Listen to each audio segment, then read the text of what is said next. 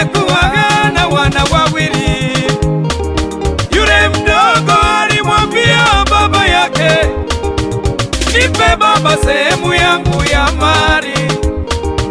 Alipopewa akaenda nchi ya mbali, akatumia pesa zote kwa anasa. Alipoishiwa pesa alipata shida, akadiriki kula na nguruwe. Akawaza ndani ya moyo wake, kwa nini mimi nipate shida? Watumishi wangapi wapo kwa baba, wanakula chakula na kusaza. Akaamua arudi kwa baba yake